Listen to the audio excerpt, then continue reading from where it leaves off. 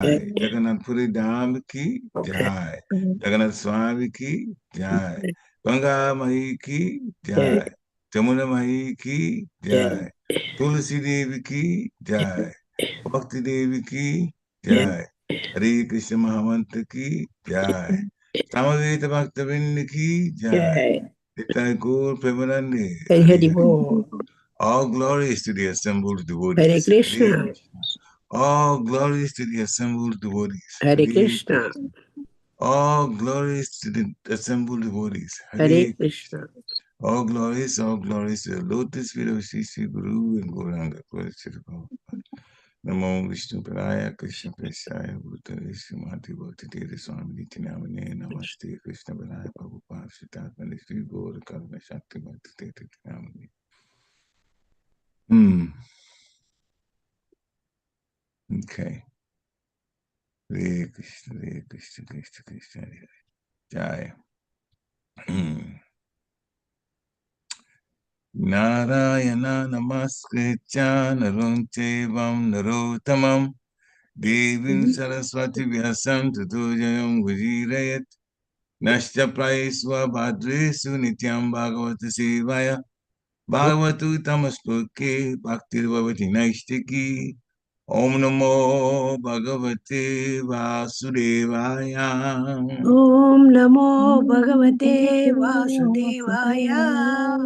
Om Namo Bhagavate Vasudevaya.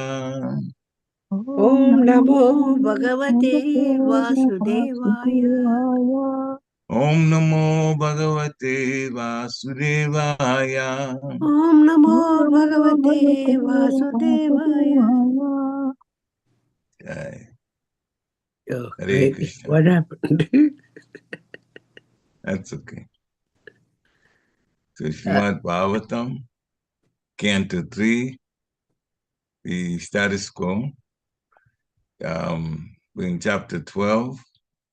You can put the text back on again. Yeah, okay. So, chapter 12 text, we do text 1 and 2 today. So 1 is on there. I'll read through 1, and then on chapter 2, we can, anyone who wants to recite the shloka can do that also. Maitreyo vacha iti te vaditakshyata karakya paramatmana mahima veda garbhodha yata shrakshin nibodhame. Word for word, please. Maitreya vacha, Sri Maitreya said, iti, thus, te, unto you, vanita, described, shata, O Vidura, kala akya, by the name, eternal time, paramatmanaha, of the supersoul, mahima, glorious, Vedagarbha, Lord Brahma, the reservoir of the Vedas, Atha, hereafter, Yata, as it is, Ashrakshit, did create, Nibodha, just try to understand, me, from me. Translation by His Divine Grace A.C. Bhaktivedanta Swami, Srila Prabhupada Ki Jai. Sri Maitreya said, O learned Vidura, so far I have explained to you the glories of the form of the Supreme Personality of Godhead in his feature as Kala. Now you can hear from me about the creation of Brahma, the reservoir of all Vedic knowledge. Wow. Text 2. Sasajagrinda tamishram atatamishram adikrit mahamoham cha tamascha jnana vistaya sasajagrinda tamishram atha tamishram adikrit mohancha tamascha jnana vritaya sasajagrindatamistam atatamistam adikrit mahamoham cha tamascha jnana vritaya. Hare Krishna. Please chant. सासर्जाग्रेन्द तामिश्रम् आथा तामिश्रम् अधिकृत् महामोहं च मोहं च तामस ज्ञानवृत्तय. हरे Krishna. Hare Krishna.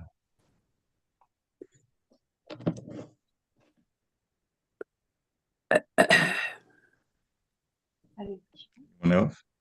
ससगरेन्नदातामिश्रम् तथातामीश्वरम् अधिकृत्य महामोहं च मोहं च तमस्काजनाविधायः. हरे Krishna. Hare Krishna. Tasjagre andhamishram attamishram adikrita mahamoham cha tamasya vritaya. Hare Krishna. Sasarchakre nidatamisram atatamishram adikrit mahamoham cha tamas jnana vritaya. Hare Krishna. Hare. Sasagre anda tamishram atha tamishram adikrita mahamaham cha tamascha gana bhrattaya. Hare Krishna. Hare Krishna. Sasajagre nadishta atamishram athatamishramadikrit mahamoham cha tamasjagnya vittaya. हरे कृष्णा ससर्जाग्रे अंधतामिश्रम तामिश्र अथ तामिश्रम आदिकृत महामोहं च मोहं च तमश्चाक च ज्ञानवृत्तयः. Hare Krishna. Sasajagrenda tamishram ata tamishram adikrit mahamoham cha tamaschagyana vitaya. Hare Krishna. Hare Krishna. Anyone else? So we do word for word now. Hare Krishna. Sasaja created. Agre at first. Andhatamishram, the sense of death. Atha, then. Tamishram, anger upon frustration. Adikrit, all these. Mahamoham, ownership of enjoyable objects. Cha, also. Moham, illusory conception. Cha, also. Tama, darkness in self-knowledge. Cha, as well as. Agyana, nescience. Vittaya, engagement. Translation by His Divine Grace, HG Bhaktivedanta Swami, Srila Prabhupada ki Yeah. जय. Brahma first created the nascent engagements like self-deception, the sense of death, anger after frustration, the sense of false ownership, and the illusory bodily conception or forgetfulness of one's real identity.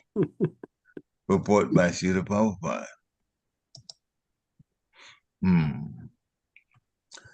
Before the factual creation of living entities in different varieties of species, the conditions under which a living being in the material world has to live were created by Brahma. Unless a living entity forgets his real identity, it's impossible for him to live in the material conditions of life. Therefore, the first condition of material existence is forgetfulness of one's real identity. And by forgetting one's real identity, one is sure to be afraid of death. Go up a little bit. Yeah. Although a pure living soul is deathless and birthless. This false identification with material nature is the cause of false ownership of things, which are offered by the arrangement of superior control. All material resources are offered to the living entity for his peaceful living and for the discharge of the duties of self-realization in conditioned life. But due to false identification, the conditioned soul becomes entrapped by the sense of false ownership of the property of the Supreme Lord. It is evident from this verse that Brahma himself is a creation of the Supreme Lord, and the five kinds of nations which condition the living entities in material existence are creations of Brahma. It is simply ludicrous to think the living entity to be equal with the Supreme Being when one can understand that the conditioned souls are under the influence of Brahma's magic wand. Patanjali also accepts that there are five kinds of nations, as mentioned herein. Oma Gnati Virandasya, Yana Gana Shalakaya, Chakshum Meditam Dina Tasma Shri Gurave Namaha, Shri Chaitanya Manovistam Sapitam Dina Bhutale Swayam Rupa Kadamayam Dadati Swapadantikam.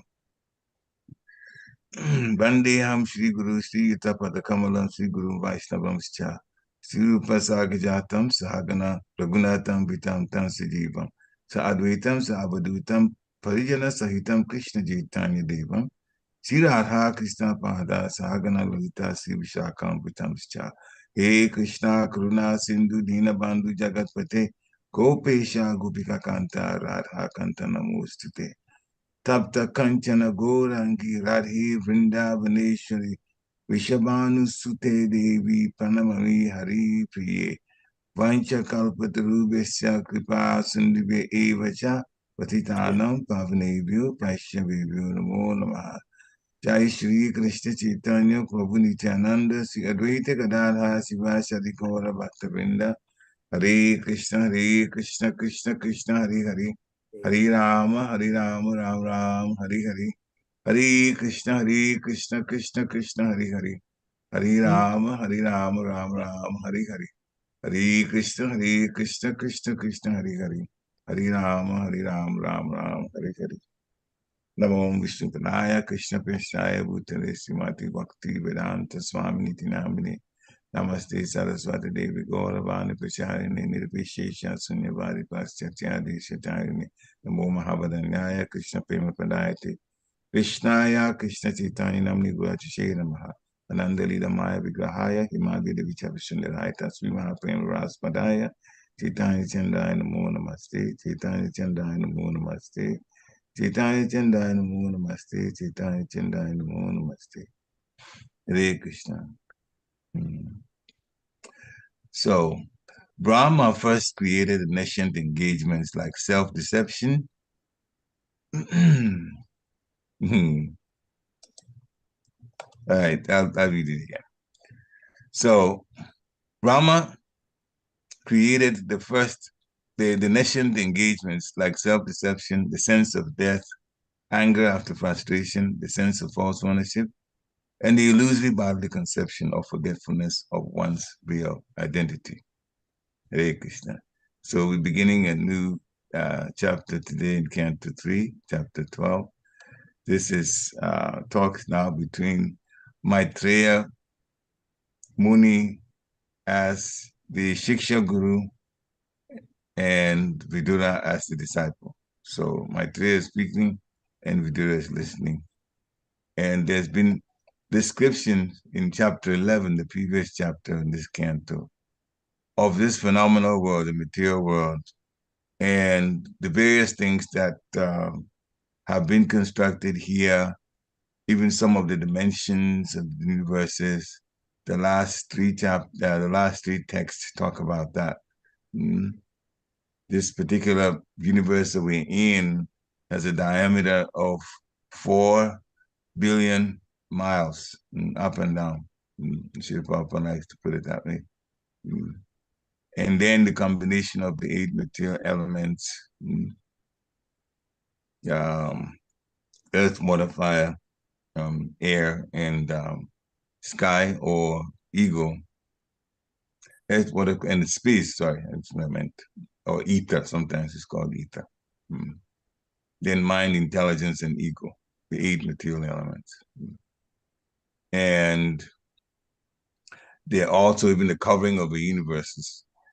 7 coverings, each of them beginning from the earth. The next one is 10 times thicker, water, then fire, 10 times thicker, like that, all the way up to the covering of the universes. And then all the universes appear to be clustered together like atoms in huge combination. All of that was explained. So, and then finally the spiritual abode of Lord, Supreme Personality of Godhead, is the original cause of all causes, and then Vishnu's abode, all of that's described. So now in text 2, Maitreya Muni is saying, now he's going to look at the creations of Brahma. Now, Brahma being well aware that the material world, people are going to live in a perverted way compared to life in the spiritual world. He has to create ingredients and attitudes that people can adopt in order to be in the conditioned state. And the 5 major ones are the ones that are listed in this particular text.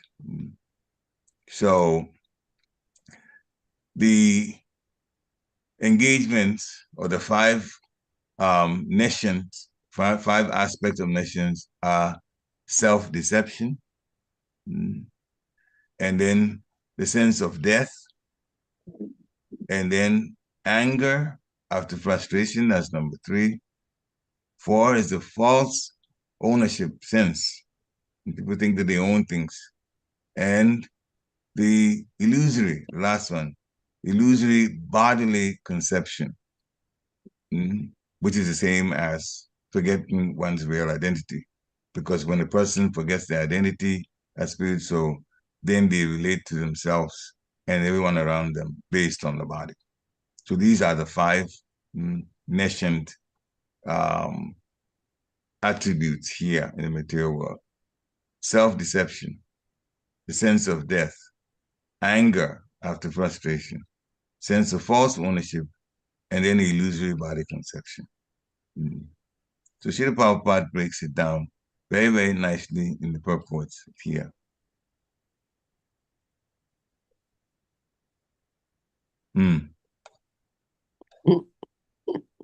Did I talk about the purpose? I don't think. Yeah. Okay. We're going. So anyway, I'm going to comment on the purport now, whether I talked about it or not. Before the factual creation of the living entities in different varieties of species, the conditions under which a living being in the material world has to live were created by Brahma. So it's explained. I will just take each section one by one and explain it right through.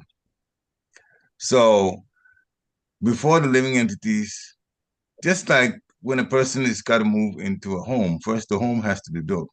And the things that's going to be used in the house will also be made available first. They will be there. So Lord Brahma, knowing that, after creating the different planets and the things that are in there, then the living entities that have to live in, they will live in a certain way. So in order for them to live a conditioned life, conditioned life is a life of falsehood. He has to create the aspects of falsehood. And this is what is described here, especially Srila Prabhupada, after translating those 5 ones: self-deception, the sense of death, anger after frustration, then the sense of false ownership, and then the illusory bodily conception. So those were all created by Brahma. Now, if a person remembers who they really are, they would also know that they shouldn't be living in a material world, because we are spirit souls and our home is a spiritual world. So Srila Prabhupada made an important point in the purport. Unless a living entity forgets his real identity, unless we get this his real identity, It's not possible for them to live in material conditions of life. The only way in which people live in material conditions is because they forget who they are. Those of us that are fortunate enough to receive the mercy of a spiritual master, the preeminent Shiksha Guru being Srila Prabhupada himself, we have been told who we are. And now we're not thinking about living in the material world anymore. We're preparing to leave the material world. So a living entity who's forgotten his real identity is the one that would try to live here and think it's okay, which is part of self-deception. Therefore, the first condition of material existence is for one to forget his real identity. All the persons in the spiritual world know their real identity. So they stay there. They don't come to the material world. And still Papa continues in the purport. This is the result of forgetting one's real identity. So by forgetting one's real identity, one is sure to be afraid of death. Although a pure living soul is not, it's deathless and birthless. They don't get, the soul doesn't get born, the soul does not die. But because we've forgotten that we're souls, then one is sure to be afraid of dying. And many people are afraid of dying. It takes a while for a devotee who is even trying to get out of the material world to realize that death is not a bad idea. Death is actually the ticket out of the material world. There are a few people who put some videos on YouTube about, as they call it, NDE, near-death experiences, that they actually died for a few minutes. And when the soul and the subtle body left the physical body, and most of the accounts they were giving, the hospital staff they were taken to the hospital staff was trying very much to revive them, but they couldn't. And at the time they were gone, they got some messages. And what they saw on the other side in a different realm made them, one, become fearless of death. Oh, if this is what's on the other side, then I'm prepared to go immediately. So they overcome death. There's the fear of death. Death will come, but they realize, hey, I've been in a situation that was wonderful. And all my senses were about me, and what I experienced is even better than the life that I'm living now. So I'm looking forward to going. Now, when somebody is looking forward to going, whatever ticket that it takes, they'll just do it and go. There may have been some pain before death, the first time when they had the near-death experiences. That may be there, but they realize that it's only a transition. As many women that have had children know very well, when they're pregnant, there's pain involved in it during labor, but they also know that the pain will stop as soon as the child comes out of the womb. Therefore, it is painful, but they tolerate it and they go through it because they know there's an end. Same way, death is coming. Death is also going to be painful when the senses are shutting down. But the person who realizes that I have prepared myself to go to the spiritual world, to live an eternal life of full knowledge and bliss, and this is just a transition to take me, then they realize I just have to think about Krishna. And Krishna would take me to the place where I can meet him and associate directly with him. So when a person forgets their real identity, then they're afraid of death.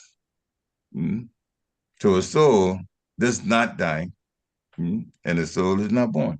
It's only the body when the person comes to the material world that this whole process of birth happens.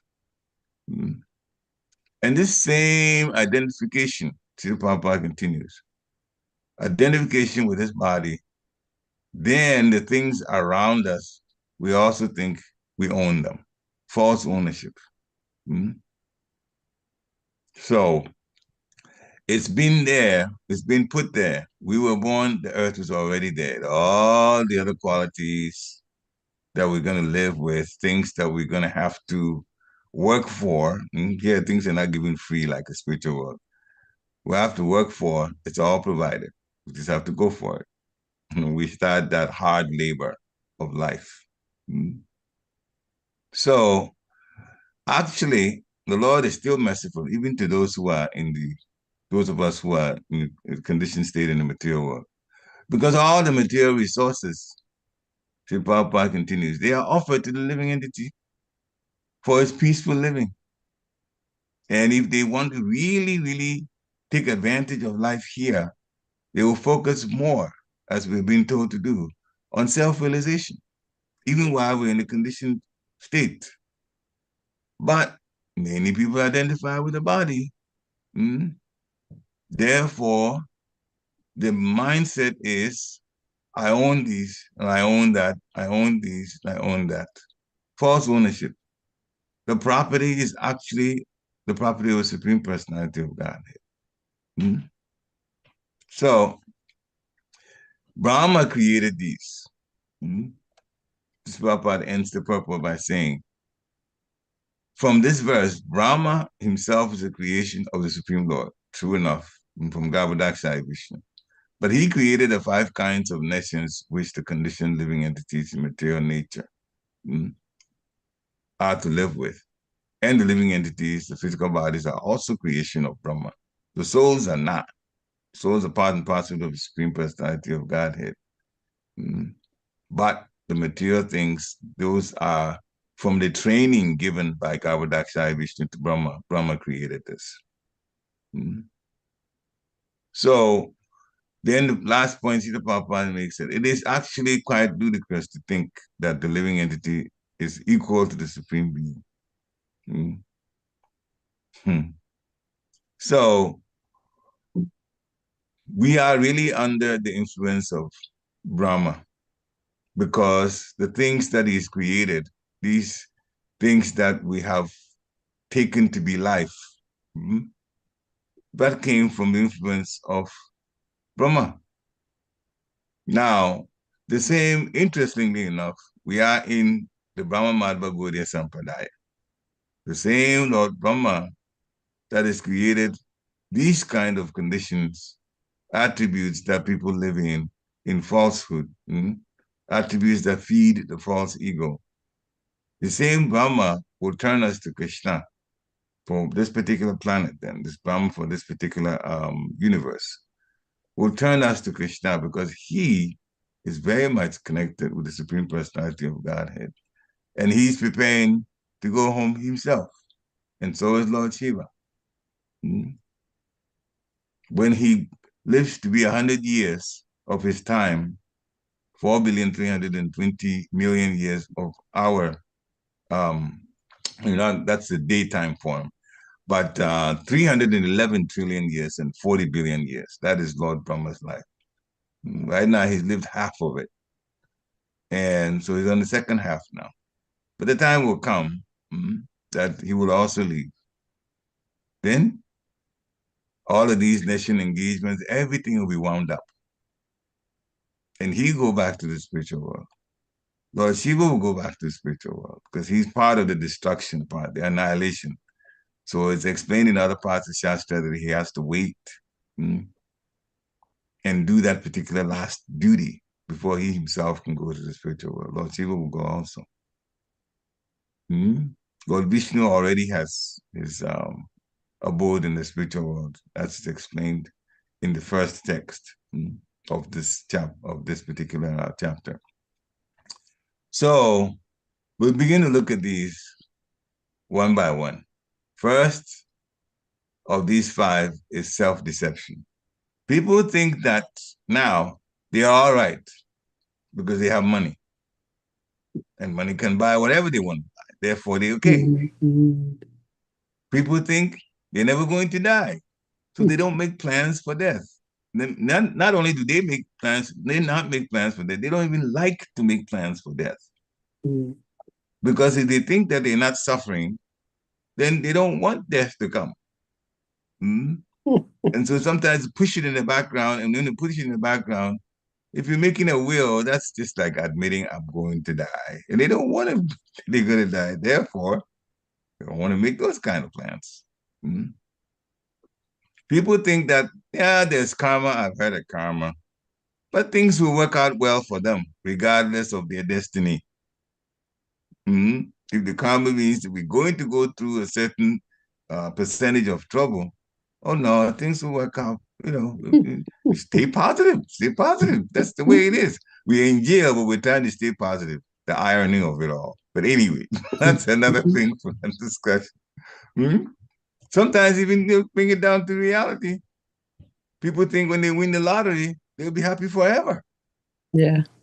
But they don't understand that destiny plays a big role in whether that money would even be used well or not. It doesn't change destiny. Hmm? And some people think, oh, I love this person. They has a very nice physical body. So I'll marry them. And my marriage will make me happy.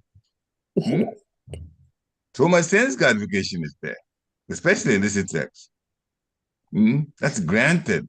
So that's automatically in the marriage. I'm going to be happy because now society would not frown on that. I can do whatever I want in sense gratification. Hmm? And finally, I go to heaven.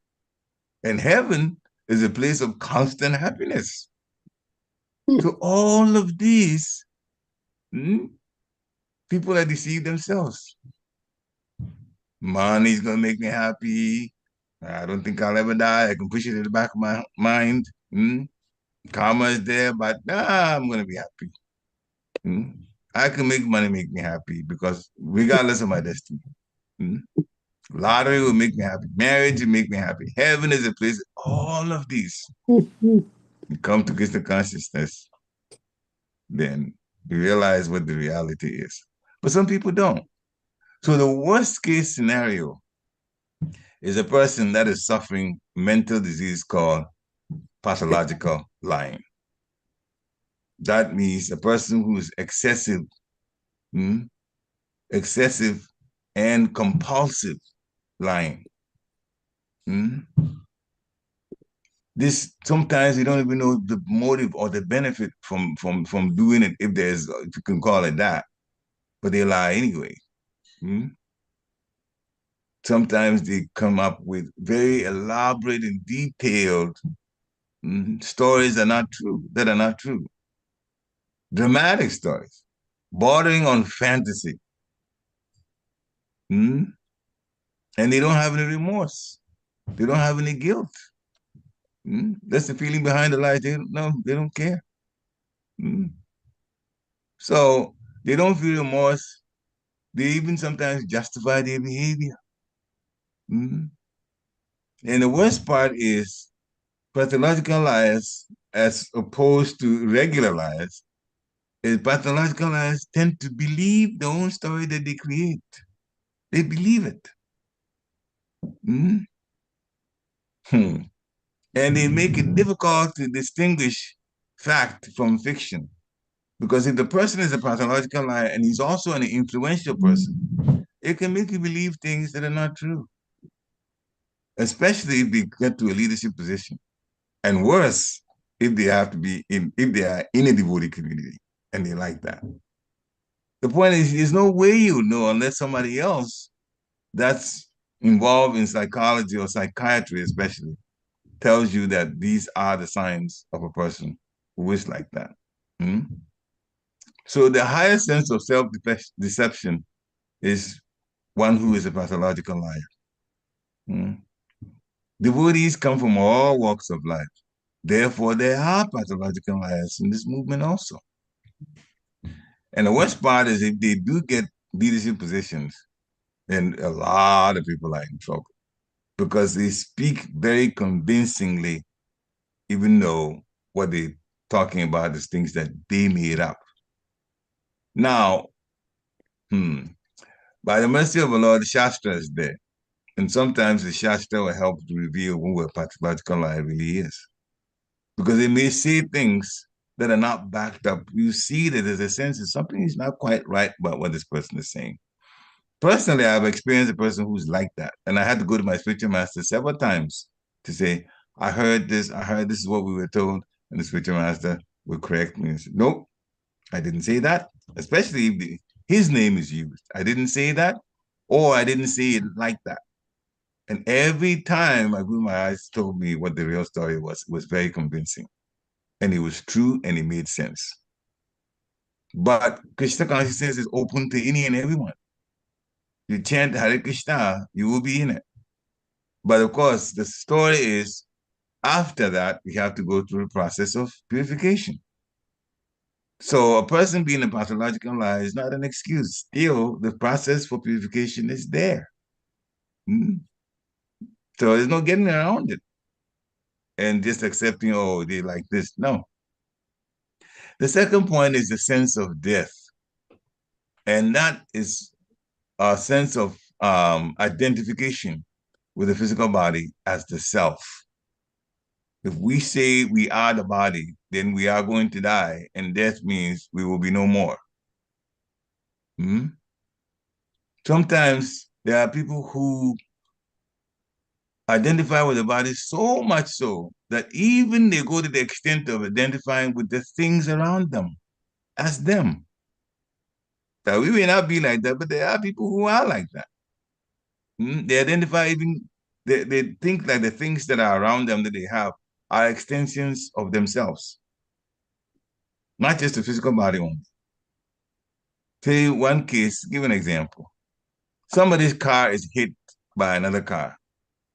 And they get upset and they go to the person and say, why'd you hit me?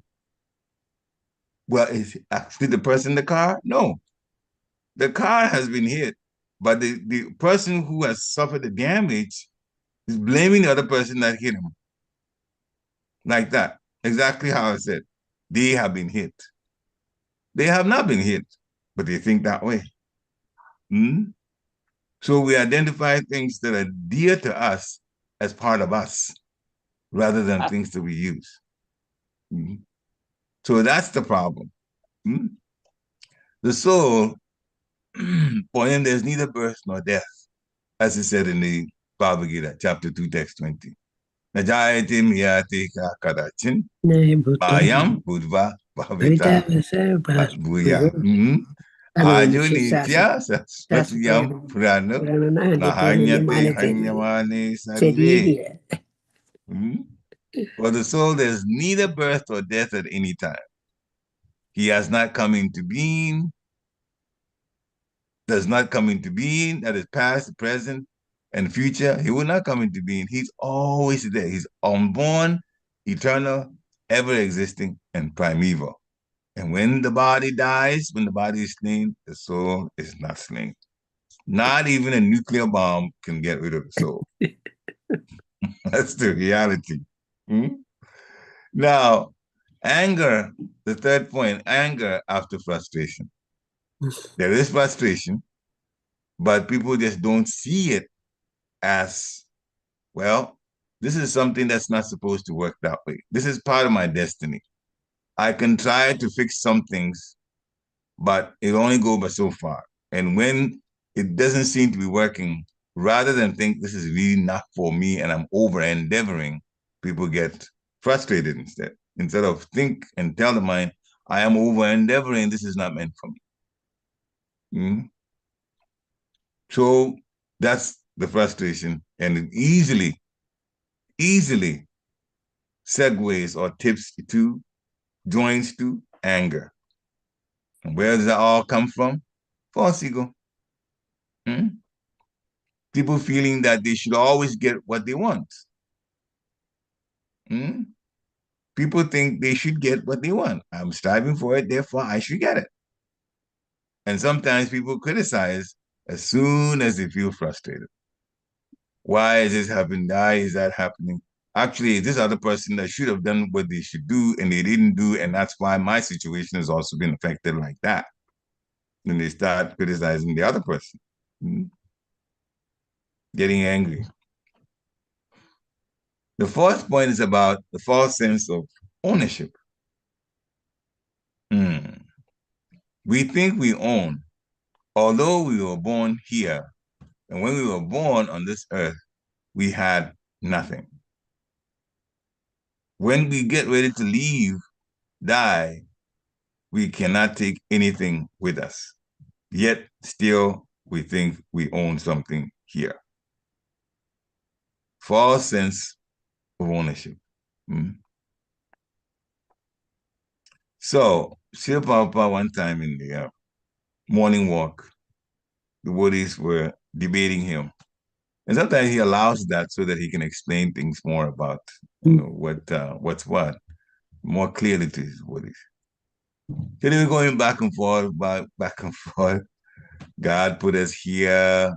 But God put us, this is early in the movement time. So these Buddhists wanted to have an understanding, especially good many of them, the way they were talking, they had come from a Christian background. God put us here and he gave us dominion of everything. So Prabhupada says, when he gives you dominion of everything, does not mean that you have to start abusing everything. When you're a father and you have a child, you have control over the child. So you kill the child? You abuse the child? Of course not. Mm. And then more in the sense of ownership, Sri Prabhupada asked him a question. What is the standard of money? What is the standard of money? And that question wasn't so clear to many of them. This is a recorded one, so I was just listening to this lecture. Finally, one devotee blurted out, gold. So Prabhupada said, yes.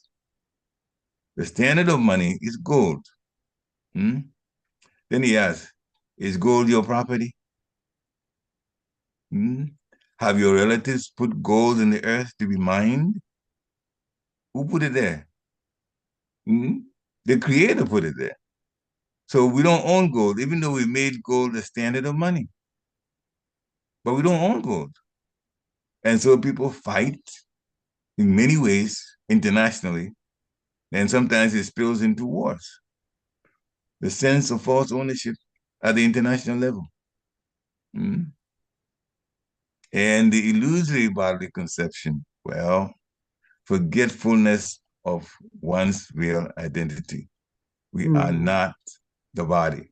As Srila Prabhupada, we talked about, I'll just quote from 10th Canto, Srimad Bhagavatam, chapter 84, text 13. Srila Prabhupada quotes it a lot. Yashatma buddhi kunape tidatuke, swadi kalata dishiboma ishtadi, yatete buddhi salilina kahichit, janisu abigesu sa eva gokara. And usually when he talks about that, he'll go back to the very last line. Janeshu abigeshu sa eva gokara. The translation is, one who identifies himself as the inert body composed of these three dhatuke, mucus, bile, and air, kapha, vayu, and who assumes his wife is an extension of him. The family, and they are all saying that, he's thinking that his wife and the family are permanently his own. Not understanding he himself is going to die and the family's going to die also. But they think they are permanently his own. After all, they live in my house. I have control over them. Therefore, they're mine. And they think that this earth, the land of his birth, is worshipable. Like proud to be an American, proud to be an Indian. And then they come all of these reasons why it's like that. Connect to my country. Now, that's not to say that people should not appreciate what the country does for them or what is present, but we have to understand that whatever it is, Krishna is behind it. The Lord Brahma, through Lord Vishnu, put it there. Put it there. Not just the physical things, but even the ones at the subtle level. The different attributes, all from Lord Brahma. And even when they go to a place of pilgrimage, so they see a sacred river, but you just go bathe in it. This is what everybody does, so I do the same thing too. But they don't identify themselves with what the spiritual truth is connected with that sacred place and the sacred river. When a person thinks like that, as it said in the Srimad Bhagavatam, such a person is no better than an animal. And specifically, it says, Eva Gokara. Go means cow, and Kara means donkey. That is a mentality. That is a consciousness. So we have to get ourselves out of this situation. And we are very fortunate to have Srila Prabhupada give us such a priceless gem of Krishna consciousness.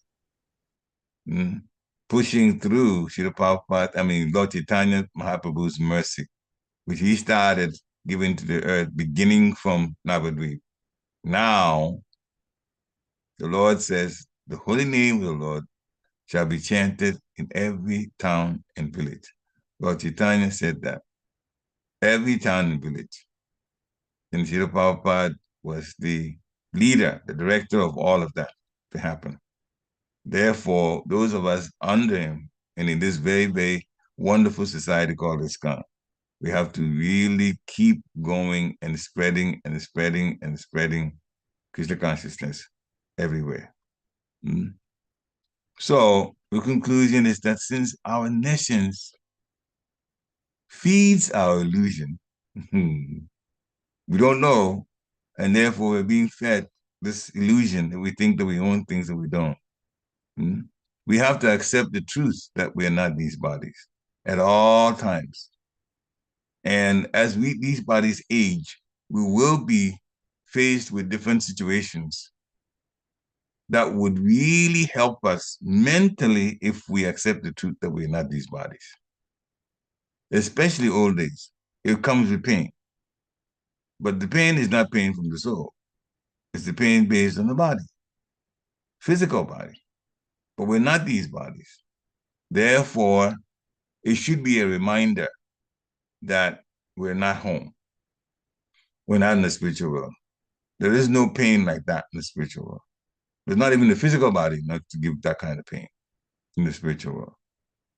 So that should be a reminder. We really have made the mistake of coming to the material world, and now we should prepare to go. We're not these bodies. The body is going to do whatever it do. We also have to accept that the material world is actually designed for frustration. Remember, it says one of the negative nations attributes is anger due to frustration. But the material world itself is designed that way. Unfortunately, not long ago, there was an accident, an aircraft accident. 270 plus people, 240 people on the plane, and 30-something people on land lost their lives. But everybody that talked about that particular aircraft has said that they had a wonderful, impeccable record. Millions of people, they even tagged it at 300 million people have taken flights on that particular design aircraft. And one day it takes off, which is seconds, less than a minute, it comes down and crashes. And many people leave their body. So questions are being asked. Why did it happen? Why did it happen? That's the material world. In general, whatever we do, there'll be frustration. Because our own mistakes, people have tendency to commit mistakes, but the technicians are also people. The engineers are people. Those who maintain, they are also people. The pilot is a person. They are all under the unfortunate problem of causing or coming up with mistakes, even when they don't intend to. So that's the way it is. And when you think about it, the material world is like that. And it seems like the more we build things that are even grander, bigger, the bigger the mistakes, the more consequential the mistakes that we make. There'll be more trouble. The more we advance technologically, the greater the problems. So the material world is designed for frustration until we begin to seek a way out. So another point which we should bear in mind, destiny forces our lifestyle as long as we do not submit to Krishna. Destiny will dictate our lifestyle. Some things will work out, some things will not work out no matter what. Hmm? But if we submit to Krishna, then the whole thing about destiny gets changed because now our spiritual, our bank accounts, things that we do, usually recorded by Jamaraj and Jamaraj's agent, that stops. It now gets handled by the Paramatma, the expansion of Krishna himself. That's when someone submits or surrenders to the Supreme Personality of Godhead, meaning that they have made a conscious decision to live a life based on the Krishna consciousness teaching for this age, especially the hearing and the chanting of the Supreme Personality of Godhead's names. Hare Krishna, Krishna Krishna, Hare Hare. Hare Rama, Ram Ram, Hare Hare. So, the only way to be happy in this world and peaceful is to totally surrender and accept Krishna as the Supreme Personality of Godhead. To surrender to him, obey all his instructions, not some of them, all of them. Then we'll become happy even while we're here in this temporary world. When we develop Krishna consciousness emotionally, first we have developed it by mental decision. Our minds have said, all right, we're coming to Krishna. We're going to do things based on service. The service instructions, do this, don't do this, chant this number of rounds and so on. And we do it. That's the external service attitude. The internal service attitude is when we've gotten past just the external ones becoming a habit, something we do regularly. And now it's got to the point where we actually like doing that. And that like is increasing. The other day we were talking in a different lecture that actually you don't find the word like in the Shastra ever. Nowhere in the Shastra. So there's really no, like is just the word we use here. There's love. There's only love. That's in the Shastra. So a lower level of love we call like. And when that love grows to a certain point where we're emotionally more attached to that affection, then we call it love. But when it's on a lower level, not as intense, then we say like. So when our love for service increases to the point of now wanting to do it because we want to satisfy Guru, we want to satisfy Krishna, and we want to satisfy all devotees, then we will be peaceful and we'll be happy, even in this temporary world. Love goes everywhere. Love is not only in the spiritual world. It's everywhere. It's everywhere. And if you have a lover, one that you care about so much, then even when we are in the material world and some disturbances may come, yeah, that's there. We'll tolerate. But because our love is with a particular personality, we are happy when we think about that personality. And the best thing to do is to develop love for Krishna, Krishna Prema. It gives us the highest happiness that we can ever have. And the Lord will also assist us by loving us back, protect us, and literally sweeten the whole process of Krishna consciousness relating to him. Service in the spiritual world, final point, and here we're practicing, but service in the spiritual world is not work at all. It's fun. What do you think the cowherd boys do? Work? They have fun with Krishna. They take the cows graze when they are put in a particular area to graze, and they're happily grazing. What else does the cowherd boys do? Play. The whole time. Play. Then they have lunch, and then they relax, and they play some more, and then they go find where the cows are, and then bring them back home. How much work is that? When the gopis are relating to Krishna in conjugal relationship. Is that work? No. So we serve to make Krishna happy. Here we have to practice.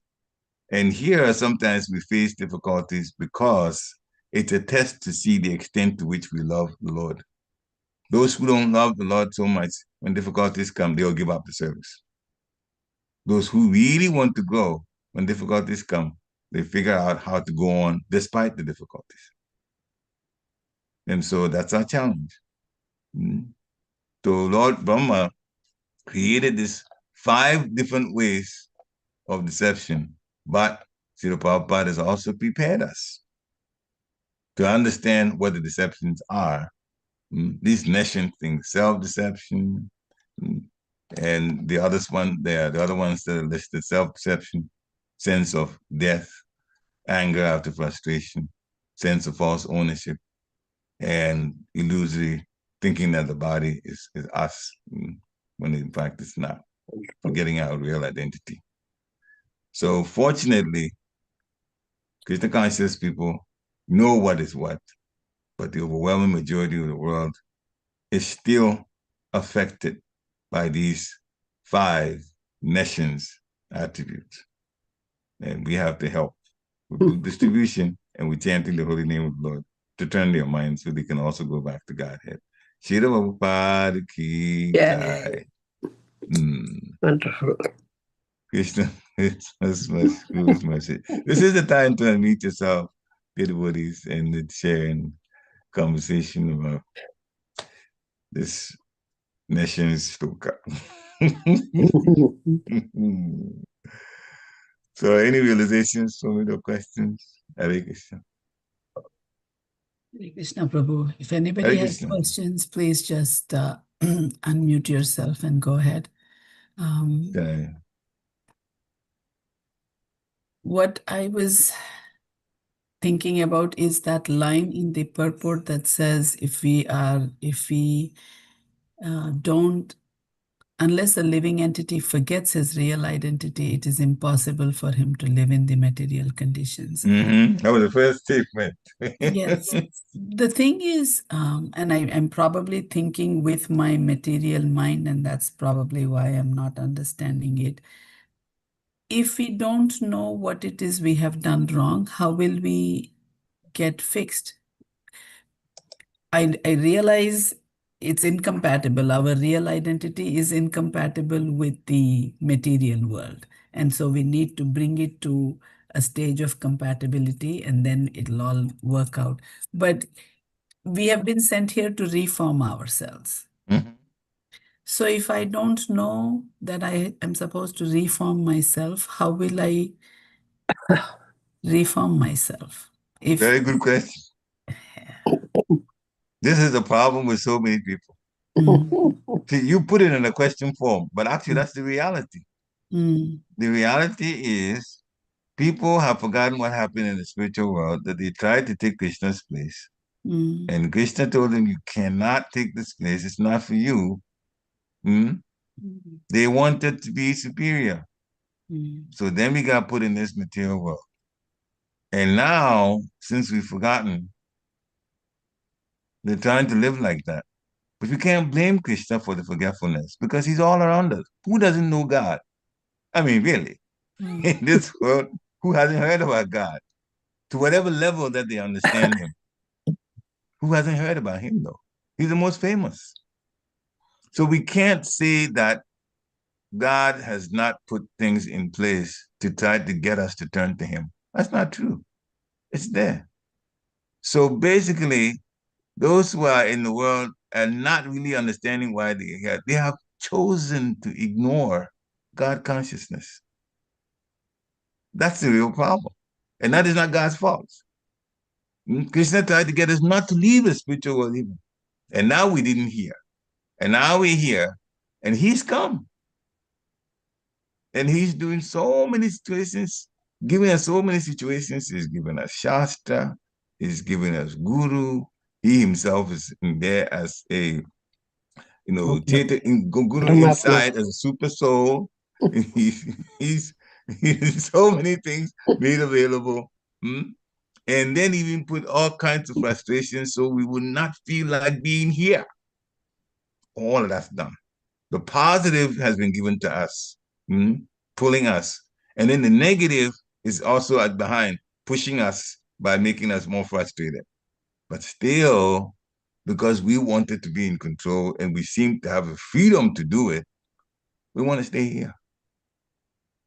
And that's the issue. So the issue is not really that people can't reason properly, but people are so enamored by what's here and they're still thinking they can be controllers with what is here. And for the life of me, I can't understand because it's just one thing can stop all this kind of thinking. Death.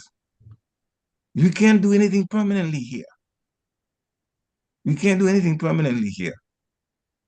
And as it says in Bhagavad Gita, chapter 5, text 22, yea, he some spasa jabu God. That's why it's there. An intelligent and a wise person does not delight in being in things that are temporary. They have a beginning, they have an end. So even if it's wonderful, it's going to end.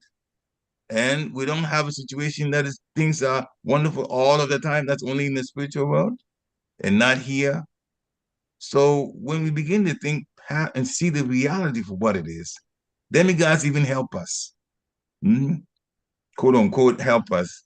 But sometimes throwing all kinds of frustration at us. Mild ones, like sometimes it's very hot or very cold, and more severe ones, where sometimes we get an earthquake and people leave the bodies. We all make mistakes like this, crash that we talked about. Many, many crashes have come before that. Car crash, all kinds of places. Whatever we do, it's temporary, and there's some, unfortunate situation happens. So this is no place to be at. And then you add the fact that leaders of certain nations want to be more powerful, and other people are wanting to be more powerful, and then they butt heads, and it turns into war. This is all happening here. This is no place to be. So there's enough, the person who is thinking, to answer your question, there's enough mental rebuttals that can happen. Rebuttals, that means we're trying to think that we are going to be comfortable here. But the reality is the rebuttal. The reality is it doesn't really make you, nothing makes you really quite comfortable here, not even over a long stretch of time. Whether you're rich or poor, problems come. And so it's a person that's not thinking straight that would think that it's good to be here, and I don't see, well, that's being blind to reality. So Krishna cannot be blamed for making us forget our real identity. We ourselves are like that, but Lord Brahma has created those ways in which we can forget if we choose to forget. Hare Krishna. Very good question, though. Very good question. Hare Krishna. Prabhu, one thing that Krishna gives all these things, and then we all know about what is life and what we should do and everything. I'm listening every day, Bhagavatam class I'm listening, and the spur of moment I think all these things. But at the same time, sometimes something comes out. I have that Krishna gave me the forgetfulness. And as spur of the moment, I forget everything. So what is this? So that is also, how come I cannot tell my Paramatma is in me, and then he knows and he tells me everything. Still I do some mistakes. So that is my forgetfulness he gave me too. He gave me knowledge, he gave me everything. And he gave me forgetfulness at the same time. So that's what bothers me all the time, Prabhu. Though I reached this age, I know I have to die. Oh, no, I want to die. I am done, almost close to that place, and then I will die. But when death comes, at the spur of the moment, I don't know what happens to me. I want to chant his name. I don't know whether I'm going to chant or not. So what is this going on? How to ask Krishna how to take this one, and the forgetfulness, why I'm getting, I cannot stop my forgetfulness. I cannot, Yeah. like you said, I have this house, I have this food and everything. I'm Mm-hmm. happy now. Mm-hmm. But when death comes, I want to die. I want to die. But taking that spur of the moment, I don't know. Yeah. And you're right. You don't know whether you remember Krishna at the time of death. Yeah. That's what you're saying. No. But Yeah, we have to remember one thing, Madhavindravili. There's the Lord's mercy. yeah, that's true. The mercy part is what makes it all work out. The fact that you're chanting now is already noted by Krishna. Guru loves it, and you and Krishna loves it, that you are actually serving a Lord by hearing, chanting, and doing other service, physical service. That's part of it. That will never be forgotten. It's the mercy of the Lord. We may be forgetful, but He is not. That's true. He is not forgetful. Therefore, when the time comes and we have served properly with our hearts, that means served with our hearts, done the best that we can, we will remember Him. He makes arrangements for us to remember Him so we can go back. As a matter of fact, the arrangements, the mercy of the Lord is so much that even for a person who did not see death coming, but it's been a devotee that's been chanting the holy name of the Lord, and Krishna has said, when you are at the point of death and you think about me, you surely will come to me. Whatever you think of, your next life will reflect that, your last thoughts at the time of death. Even if the death blindsides a person, in other words, that they didn't see it and all of a sudden they get hit by some vehicle from behind and instantly they're dead. Yeah. For a devotee that's been chanted, kami, they'll just go whatever. They get very bewildered because they all of a sudden they come out of this physical body, the subtle body. They try to talk to nobody's paying attention to them. They don't even realize they're dead. That is the person that dies accidentally. That's what happens to them. But a devotee, it's been stated in the Shastra, and I've heard it more than once, that the Lord Chaitanya, for a devotee who has been chanting, Lord Chaitanya will force the image of himself into that devotee's mind just before that surprise death comes. Even that is there. So the only thing we need to do is take the process seriously. That's all. And the Lord will do the rest. Forgetfulness is there, but for Lord wants to give mercy, then basically that will be provided. And this is a question my god sister, who's now left the body, much older god sister, at the time was also well in the mid 80s, and so we were all young, 40s, 30s, and she was at that age, and she kept asking the spiritual master, "How am I going to know? How am I going to know to remember when that time comes?" In fact, I'll tell you a funny story. She was admitted in the hospital for a while, and then out of the hospital, she was sick. Out of the hospital, they put her in the for recuperation in the home where this nursing home. And in the morning, she would come out, and it was summertime, so she would come out and she would chant. Outside the building, there's a bench close to the door, and she would stand there.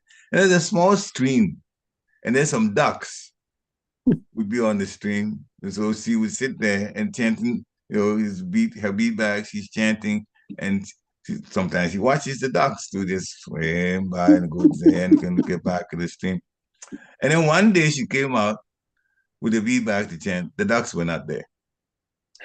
So she wondered, what happened? The ducks are not there today. And as soon as she thought that way with her mind, her intelligence kicked in.